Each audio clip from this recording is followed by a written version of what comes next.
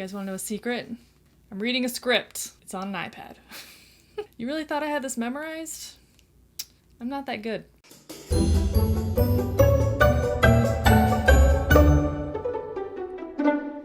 Hi guys, welcome back. There's so many of you now. Where did you all come from? There's a lot of you guys watching. I like it. I'm into it. That's the point, I guess. Our little weirdo family here has grown a lot. Since the last episode of Crue Trime, which is awesome. Apparently the YouTube gods hath smiled upon me. And here you are. Welcome, fellow creep. Today's episode of Crue Trime.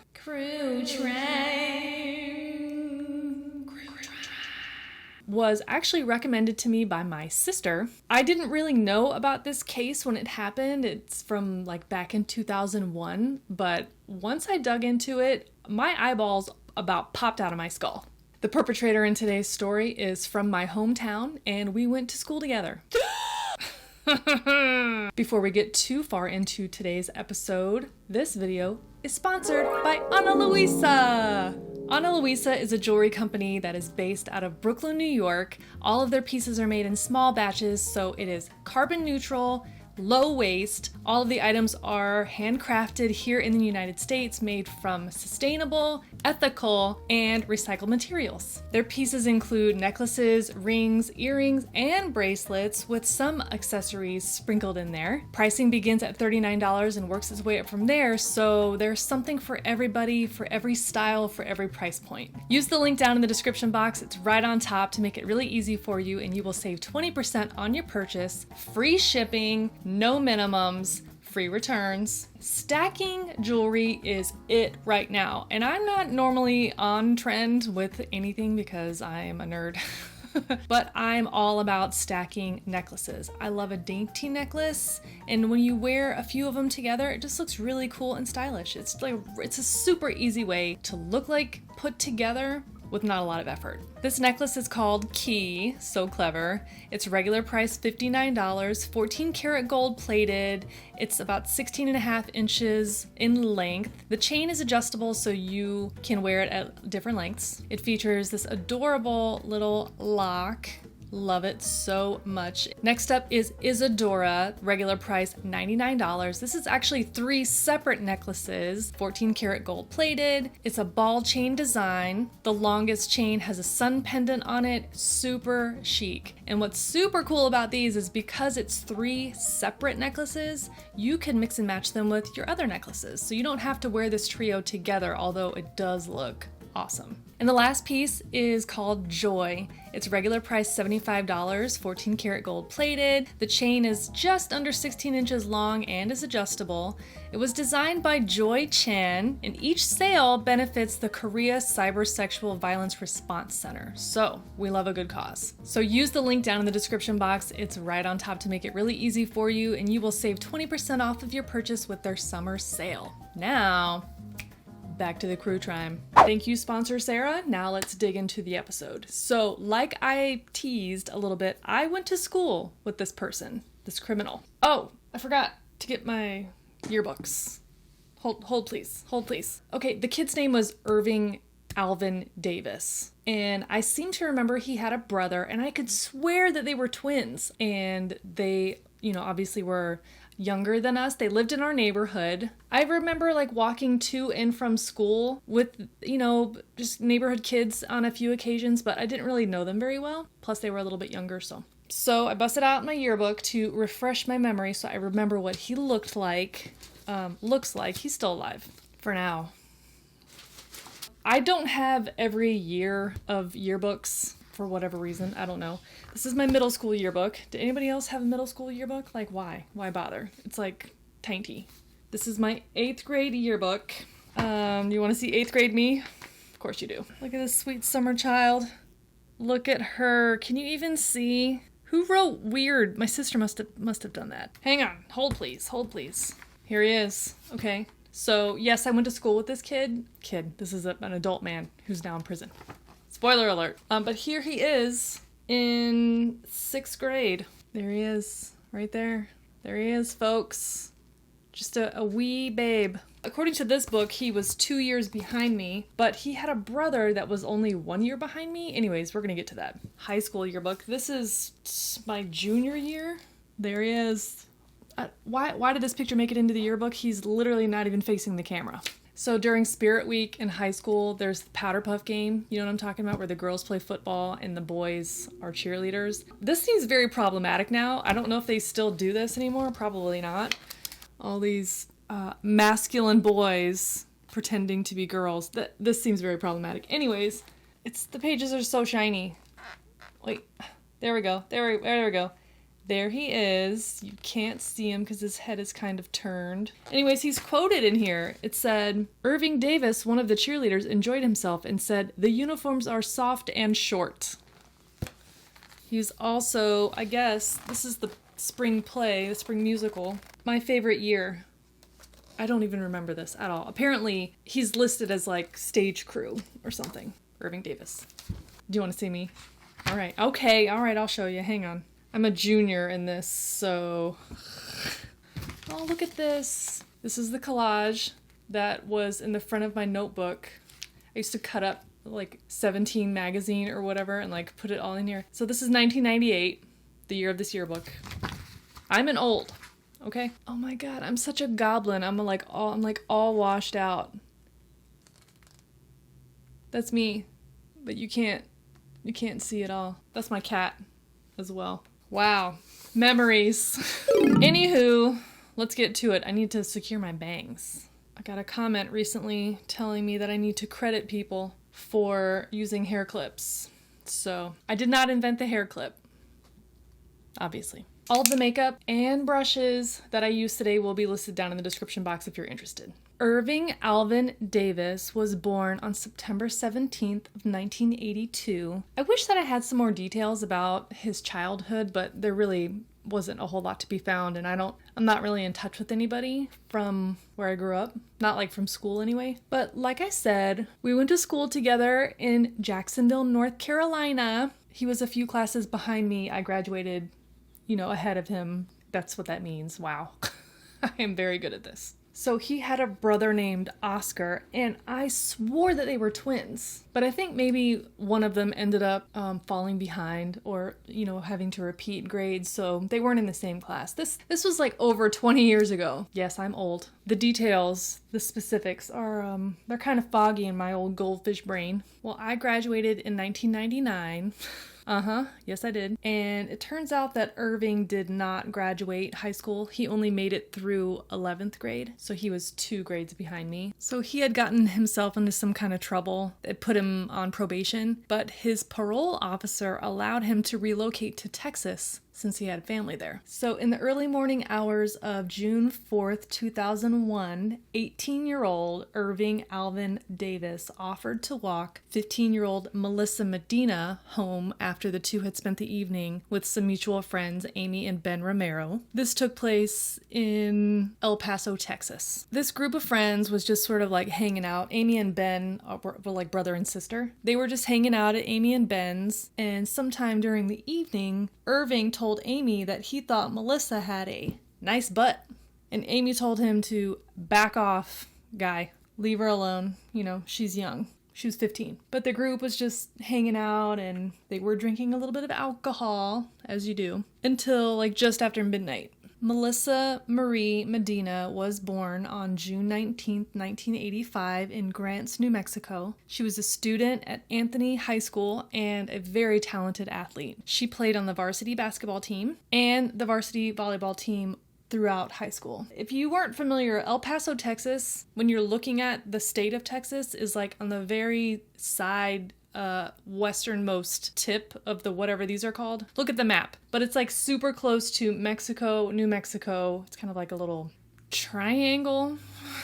It's not a triangle. Anyways, it's very near Mexico and New Mexico. All right, so after a few hours of hanging out, partying, it's like 12:30, and the group decided that they were going to walk Melissa home. Once they had reached a specific point on the little route, Melissa parted ways with the group to, continue the rest of the way home, and she would normally cut across this elementary school, playground. Irving insisted on walking Melissa the rest of the way. You can see where this is going. At about 2 a.m., Irving returned to Ben and Amy's house, and Ben noticed that Irving had scratches on his neck. So it's not really clear to me in like the case records, the court records, police reports and stuff, if Ben confronted Irving about that or if he, just anecdotally noticed it, and then when it became something that everybody had to remember what happened that night, that he just recalled that. All right, so now it's sunup. The next day, June 4th, Alejandro Betancourt and another maintenance worker at the nearby elementary school discovered the body of Melissa Medina on the school property. Her face and body were bruised and swollen, and her fingertips had been cut off. So once investigators started looking into where Melissa had last been seen, what she had been doing that evening before, they retraced everything. They spoke to Ben and Amy and spoke to Irving. So police first came to Irving's house and he agreed to go with them to the police station for questioning. It was at that point that he asked, "Do I need a lawyer?" It's an interesting thing to say, but okay. At that time, Irving was advised of his Miranda rights multiple times. He signed a waiver form and he continued speaking with the police without an attorney present. Don't ever do that. Ever. All right, so after a cigarette break, they really got down to business. So Irving told police that when he was walking Melissa home, a gray car had pulled up, like all in a hurry, and Melissa got into the car and then they zoomed off into the night, so they must have had something to do with it. When police noticed and asked him about those scratches on his neck, Irving claimed that he had gotten into a fight with his little brother a few days prior to the murder.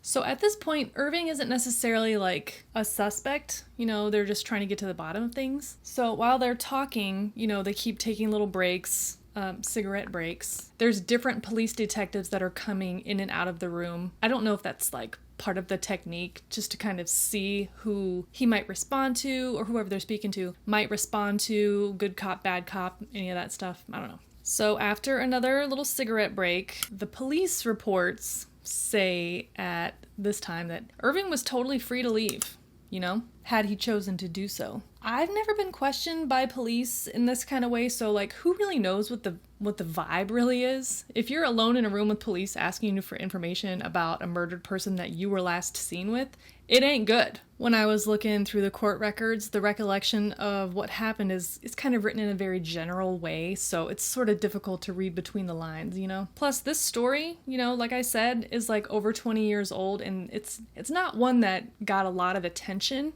so there's really not a lot of facts to go off of. I pulled the police report and the court testimony from the appeal and from some of the original trial, but there's not a lot available. I need to put on my eyebrows because I'm not going to be able to talk and do it at the same time. Not today. I don't have it in me. Went hard with the brows today. I don't know. Not responsible. Okay, so when the interview resumed after that last little cigarette break, the interviewer did notice that Irving's demeanor had definitely changed, right? It was kind of going between being defensive and scared. At one point, Irving asked the detectives if he could go home to see his mom because he said his mom's health was, concerning or something. He said that he would come back afterward and then tell them the truth about what really happened. I mean, they're not going to let you leave now, Irving. So the detective at that point asked, well, what are you saying at this point? You want to end the interview? You want to terminate this? And then Irving said, no, let's just get this over with. So the detective called Irving's mother and allowed him to speak with her. And after their conversation, Irving straight up confessed to strangling Melissa. He told police that he and Melissa were having consensual sex, and then at some point she asked him to stop because she was interested in somebody else. She threatened him at that point, saying that if he did not stop, that she was going to, as Irving put it, she would cry rape. Let's be real clear about this. Let's just pretend that this was consensual behavior. Consent can stop at any time. Okay? If she decided, even in the middle of it, you know what I'm saying, that she was no longer into it and she wanted him to stop and then he didn't, the encounter is now non-consensual. It is now an assault. And there's another word for that. You know the one. Irving knew it too, because he told police at that point that he lost it and strangled her to keep her quiet. He told detectives that he left and then returned a short time later with a pair of garden shears to cut off her fingertips because she scratched him and he knew that his DNA was under her fingernails. The medical examiner, Dr. Corinne Stern, who performed the autopsy on Melissa, she said that based on her exam, Melissa had been raped close to or at the time of her death. She had been severely beaten, bludgeoned in the head. It resulted in a subarachnoid hemorrhage in her brain, and she had also been strangled. She had numerous abrasions on her torso, and she had been punched so hard in the chest that her pulmonary artery had ruptured and filled her heart sac with blood. Melissa, rest in peace, was eventually buried at the Anthony Community Cemetery in Anthony, New Mexico. Irving Alvin Davis was tried for first-degree murder, and from the evidence of Melissa's injuries and the testimony from the medical examiner, the jury was very easily convinced that Irving murdered Melissa during the course of committing or attempting to commit aggravated sexual assault. On July 18th, 2002, Irving Davis was convicted of her murder. He tried to get the conviction overturned, claiming that his case had been mishandled, that he had been illegally questioned, and that his confession should have been suppressed. In a 2007 appeal hearing, the judgment of guilt was affirmed, but the death sentence was overturned. Wait, did I tell you that he was sentenced to death? He was sentenced to death in the first trial. But in the appeal trial in 2007, the death sentence was overturned based on the fact that the original trial judge only allowed expert witnesses, not his family and friends, to testify about, his character before this event and whether or not he would be a continued danger to society. Chief Judge Sharon Keller, in her dissent, said that while the court should have permitted the testimony, the error was harmless. He had very clearly tried to conceal evidence because he cut off her fingertips. Come on.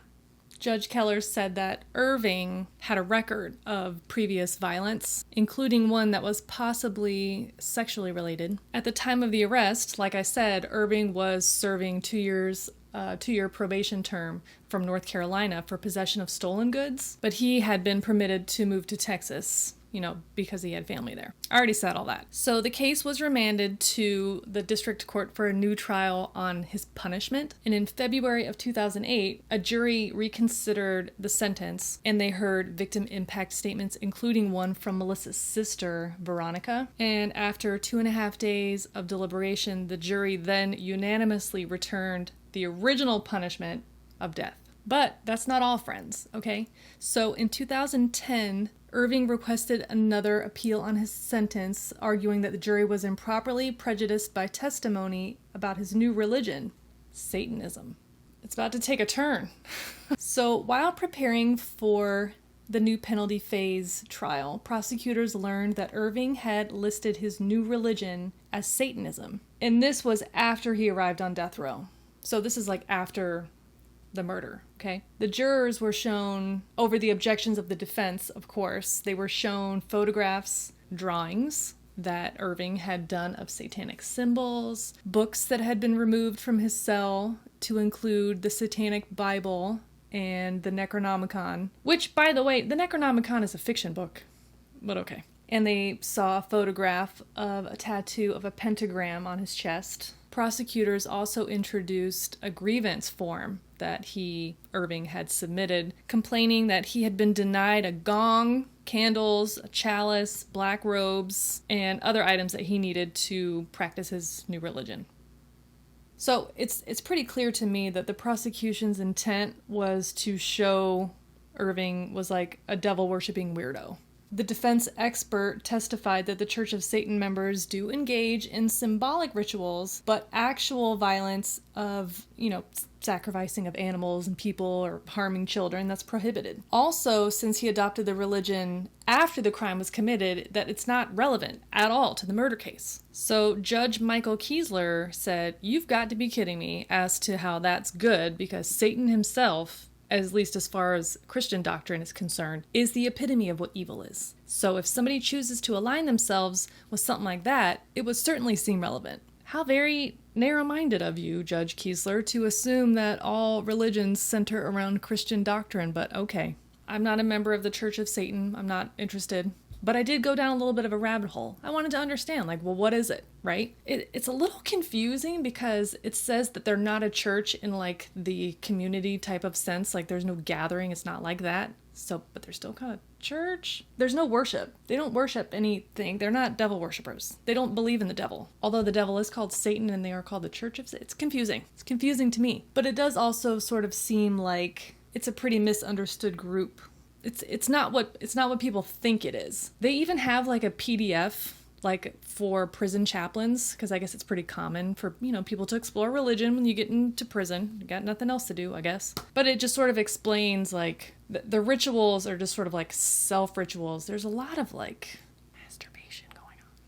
Can we say that? There's a lot of self-lust rituals. You know what I'm saying? Whatever makes you happy, man. Their core tenets are like live and let live, right? And in fact, it even says that, how is it worded? It's something like if a felon is convicted of a crime that goes against the core tenets, like murder and rape, that your membership is terminated. You're not even allowed to be a Satanist. Everyone's wrong in this whole situation. But the thing about freedom of religion, or even freedom from religion in the United States, is that all citizens have the right to practice whatever they want, and no religion is better than another. When you go down that road, then you start going into like First Amendment traffic. And either way, what does this have to do with his death sentence? Nothing. I don't know that it's the point, right? We all agree that Irving murdered this poor girl. He did horrible things to her. Absent any religious influence, he did what he did, the way he did it, and that's not real forgivable, is it? I had to skip ahead and put on lashes, you guys. I ran out of story. So it doesn't seem to me that the appeals process has been totally exhausted in this case, or for his sentence, because it's a death sentence. But I don't think he's ever going to leave that prison alive. He is currently serving on death row with 204 other inmates. Nope, 203. There are 204 inmates on death row, including Irving Davis. They are all at the Allen B. Polunsky unit in West Livingston, Texas. That is the story, for now, of Irving Davis. Like I mentioned at the top of the video, if you are interested in any of the makeup that I used or the brushes that I used today, it will all be listed down in the description box. If you have a recommendation for a Crue Trime story that you would like to share or would like me to cover, you can email me. That will be in the description box below, or you can just leave it in the comments. I would love to hear from you. So thanks again to our sponsor, Ana Luisa. Make sure you check down in the description box. It'll be right on top, so it's real easy for you to find. Click that link and it will take you right to their website so you can take advantage of those 20% off summer sales. You guys are really loving the Crue Trime. I hear you, loud and clear. There are new episodes of Crue Trime up on this channel every other week. There's new videos every week. I'm not able to do more than that right now because I work a full-time job, and the preparation and research for these Crue Trime cases takes a long, long time because I really try to comb through everything that I can possibly find. In doing like other types of content, beauty, reviews, or even just like vlogs and things, that's how I'm able to kind of pace things out. One day, if I'm able to find more hours in the day, maybe then I'll be able to do more Crue Trime stories for you. Thank you so much for hanging out today and for watching this video. I really appreciate it. If you want to see more videos like this one, then consider subscribing to this channel before you leave today. I upload new videos here on YouTube every week, and you can follow me on most of the other socials as well. That is it for now. I will catch you next time in the next video. Bye! But jurors were shown. Jurors. Alexa, play music by Britney Spears. Talking regular talking. There's different police. That's him. Wow, I need to get my nails done. ASMR. Listen, if you're into ASMR, that's cool, but like, I cannot. Who is honking? Stop. My air conditioner is very loud, but it's summertime, okay? Deal with it. Ha! I really need a remote shutter. This is a problem. Bracelets, jewelry. Yeah, it's jewelry, Sarah, you idiot.